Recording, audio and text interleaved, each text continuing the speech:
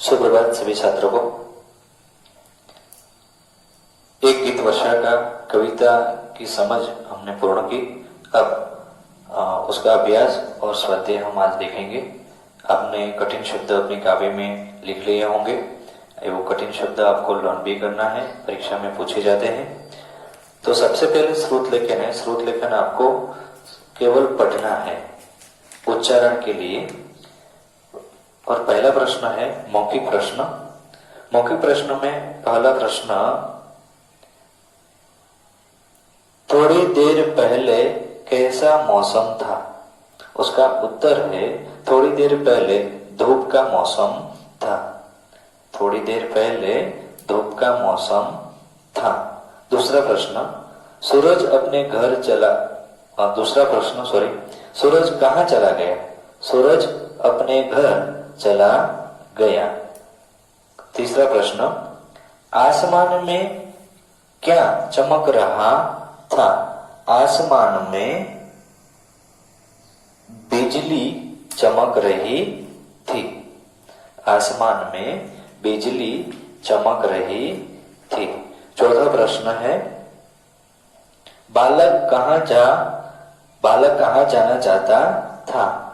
बालक बिजली के घर जाना चाहता था। पांचवा प्रश्न, पुलिसमैन किसको पकड़ ले जा रहे थे? तो उसका उत्तर है पुलिसमैन बच्चे के काका को यानी कि चाचा को पकड़ कर ले जा रहे थे।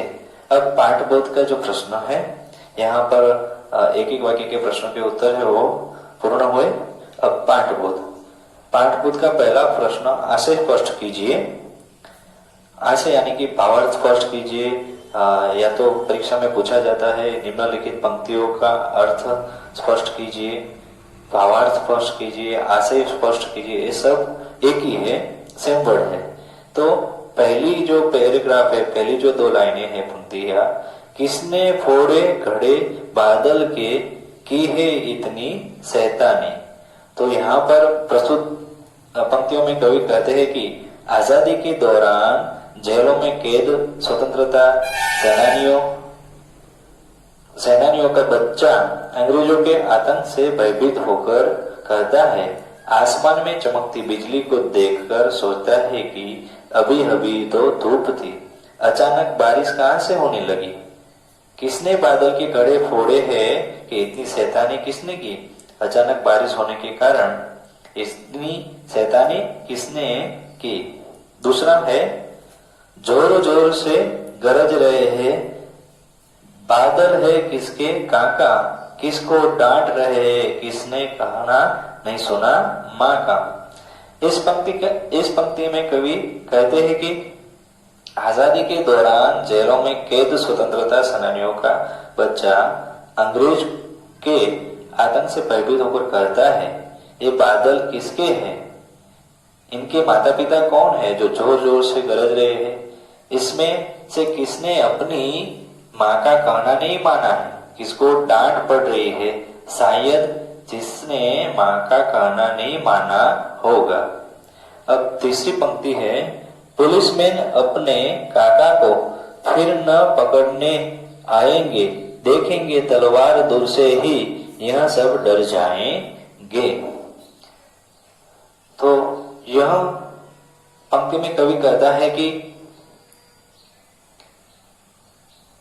बच्चे के काका को अंग्रेज गिरफ्तार न कर पाएंगे, इसके लिए उसकी माँ उसे तलवार मंगाने के लिए कहती है, जिससे उसका बच्चा क्रूर अंग्रेज सिपाहियों को तलवार से डरवा देगा, उन्हें भगा देगा। यहाँ पर जो भावार्थ है काव्य पंक्ति का वो पूर्ण होता है। दूसरा प्रश्न है, पंक्तियां पूर्ण कीजिए। वो आपको होमवर्क में लिखना है, पूरा काव्य है वो आपको होमवर्क में लिखना है। तीसरा प्रश्न, दिए गए प्रश्नों के उत्तर लिखिए। वर्षा होते देख बालक क्या कल्पना करता है? तो उसका उत्तर है, वर्षा होते देखकर बालक कल्पना करता है कि अभी अभी तो धूप निकली थी, फिर यह पानी कहां से बरसने लगा? किसने बादल रूपी घड़े को फोड़कर इतनी बड़ी शैतानी की है? दूसरा प्रश्न, बालक बिजली के घर क्यों जाना चाहता है? उसका उत्तर है क्योंकि बालक बिजली के घर चमकती तलवार लेने के लिए जाना चाहता है, जिससे अंग्रेज सिपाही उन पर अत्याचार न कर सके। तीसरा प्रश्न, पुलिसमैन किससे डर जाएंगे? उसका उत्तर है पुलिसमैन बच्चे की चमकती तलवार को देखकर डर जाएंगे। चौथा प्रश्न, माँ बालक को क्या मांगने का वादा करती है? तो उसका उत्तर है माँ बालक को चमचमकती तलवार मांगने का वादा करती है। यहाँ पर हमारा जो तीसरा प्रश्न है वो पूर्ण होता है। अब आइए विचार करें, कविता पढ़कर आपके मन में क्या भाव उत्पन्न होता है, जागृत होता है? बालक की तरह क्या आप भी देश को स्वतंत्र करने की इच्छा रखते हैं? आपको होमवर्क में लिखना है। अब हॉट्स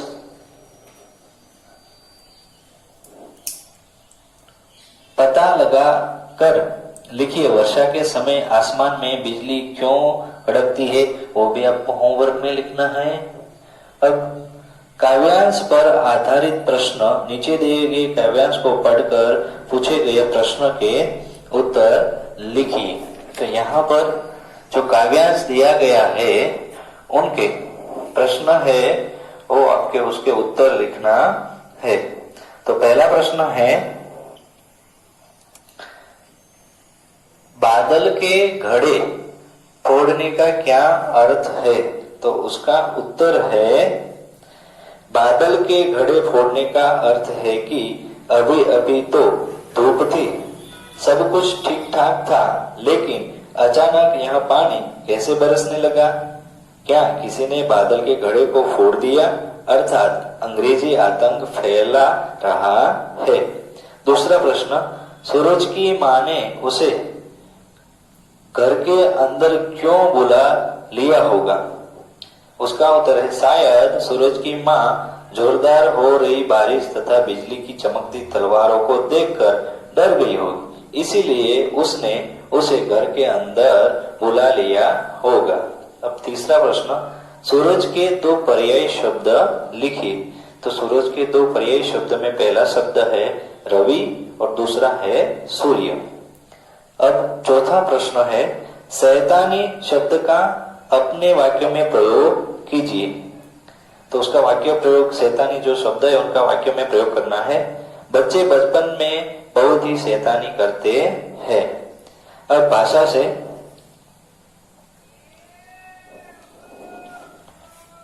सही वर्तनी पहचान कर खाली स्थान में लिखिए। वर्तनी यानी कि सही शब्द हमें लिखना है, जो गलत शब्द नहीं लिखना है। तो यहाँ पर 3 शब्द दिए गए, छुट्टियां, छुट्टियां, छुट्टियां।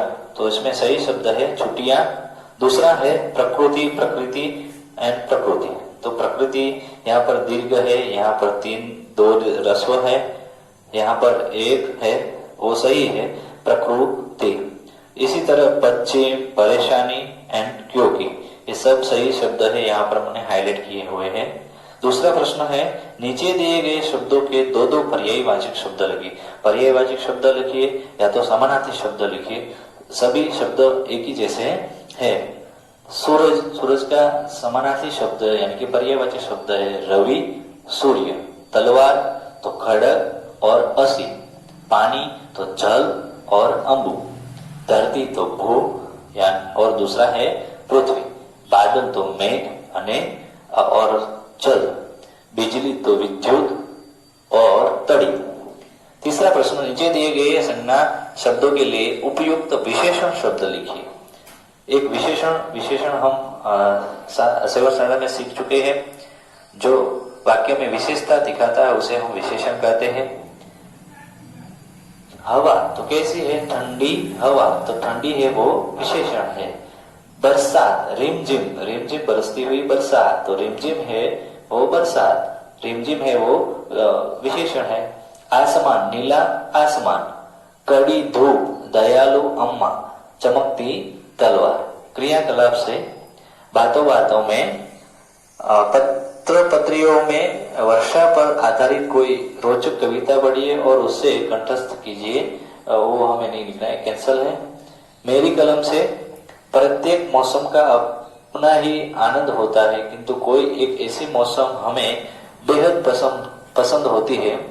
चित्र में देखिए दिखाए गए मौसम के बारे में अथवा अपनी पसंद की किसी एक मौसम के अनुच्छेद लिखिए। वर्षा ऋतु के बारे में हमें ऐसे यानी कि निबंध लिखना है। यहाँ पर हमारा जो यूनिट है वो पूर्ण होता है।